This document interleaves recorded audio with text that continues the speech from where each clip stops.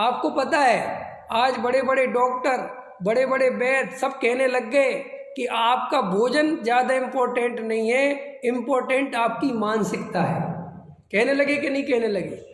Doctor ये कहते हैं कि अगर आप भोजन करते हो और बेमन से करते हो, बेमन से माने कहीं सोच रहे हो, चिंता में करते हो, अंदर तकलीफ चल रही है भोजन, तो वो भोजन जहर के समान है।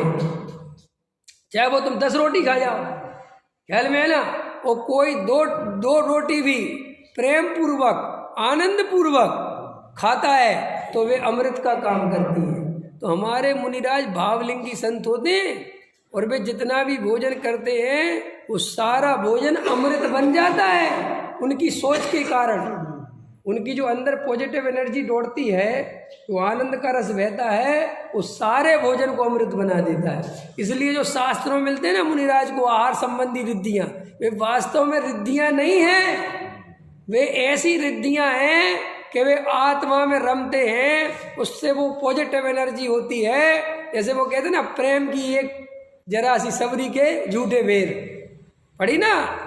अपने को कोई प्रेम से कोई गांव में भी प्रेम से पानी पिलाता है तो वो भी अमृत लगता है ना। वात्सल्य से पिलाता है, बढ़िया से भोजन करा तो कितना अच्छा लगता है। और बड़े लोगों के घर में जाओ, नौकर लगे हुए हैं, नौकर खिला रहे हैं, देखो अंतर पड़ता है कि नहीं। अब कितना बताने लगे डॉक्टर के होटलों पे खाना खाने वाले आदमी ज़्यादा बीमार होते हैं और घर पे भोजन करने वाले अपनी पत्नी के आज भोजन वाले के क्यों सब क्यों कि अब वो जो होटल पे खिलाने वाला है, जो बनाने वाला, उसके भाव बहुत ही विपरीत है।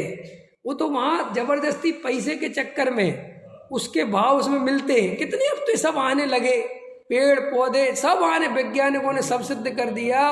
जगदीश चंद्र बसु ने तो ये सिद्ध कर दिया कि पेड़ पौधों पर भी तुम्हारी भावना का असर पड़ता है।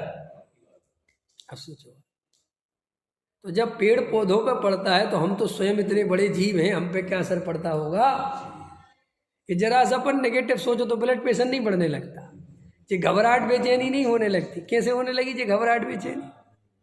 आजकल आपको पता है अरविंद जी, सबसे बड़ी परेशानी क्या है? एंजाइटी। जितने डॉक्टरों के पास जाओ, एंजाइटी की बीमारी हुई पूरी दुनिया में, घबराहट की बीमारी, बस जी को पता ही नहीं क्या होती। घबराहट की बीमारी हो गई।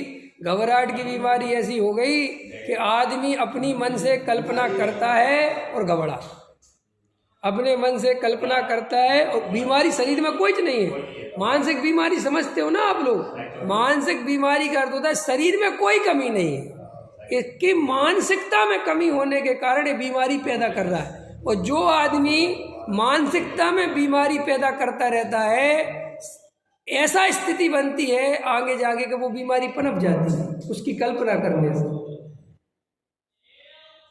ख्याल में आए ना? कोई आदमी रोज सोचता रहे ना, मैं पतला पड़ रहा हूँ, मैं पतला पड़ रहा हूँ, पतला पड़ने लगेगा। कमजोर हो रहा हूँ, मुझे कमजोरी ला रही है, कमजोर, आप गारंटी से कमजोरी का अनुभव। अभी देखो आपको बताऊं मैं, जैसे अभी आप स्वस्थ हो ना, अभी देखो आप अच्छा अनुभव कर रहे हैं। अब भी आपके पास खबर है कि कोरोना फैल रहा है और बहुत बुरी तरह फैल रहा है और उसके लक्षण है। भाई साहब तुम बाहर जाके महसूस करो कि मुझे कुछ हो रहा है। ये कोरोना में हुआ क्या है? कोरोना में यही तो हुआ है कि आदमी कुछ नहीं था, वो बीमार हो गया। कि क्यों? कि जब सबको ही कोरोना हो रहा है तो मैं क्या कहीं अलग से बनाऊं, मुझे भी हो गया भैया। ख्याल में आए कि नहीं है? कोई कह रहा है कि तुम्हें नहीं, वो कह रहे हैं तेरी रिपोर्ट गलत है, मैं अनुभव कर रहा हूं। तो जब मानसिक बीमारियां आती कि नहीं आती, वो डॉक्टर ये कहते हैं 90% दुनिया में मानसिक बीमारियां हैं, 10% सारे देखे। तो आप गहराई से विचार तो करो मानसिकता का कितना प्रभाव पड़ता है। अरे मरोगे तो बाद में, लेकिन नेगेटिव सोच के पहले ही मर जाओगे, घुट घुट के मर ही जाओगे। ख्याल में आए कि नहीं आए? इसलिए जिन धर्म की शरण में आ गए हो, तत्व की शरण में आ गए हो, अजर अमर तत्व को सुन लिया है, समझ लिया है, तो ये सारे भय अपने अंदर से निकाल दो। समझ में आया ना? कुछ मत डरो, कुछ मत सोचो, सिर्फ एक आत्मा का आनंद लेना सीखो, भेद ज्ञान करो। श्री गुरु अपने को ही समझाते हैं, पर द्रव्यों को इष्ट अनिष्ट मत मानो, पर द्रव्य को पर द्रव्य मानो, उनमें राग देश मत करो, एक तरफ परद्रव्य है, एक तरफ अपना स्वद्रव्य है। इन दो द्रव्यों के बीच में कोई संबंध नहीं है। भेद ज्ञान करो, परद्रव्य परद्रव्य है, स्वद्रव्य स्वद्रव्य है। मैं आत्मा हूँ, मैं शरीर और संयोग नहीं हूँ, लेकिन इस शरीर का मैं सुखाऊं, इसका कुछ करूं, ऐसा भी मेरा स्वरूप नहीं है। मैं तो जानने देखने वाला तत्व हूँ। शरीर अपना परिणमन कर रहा है, मैं अपना परिणमन कर रहा हूँ। इस श्रद्धान पूर्वक आत्मा का सेवन करना चाहिए।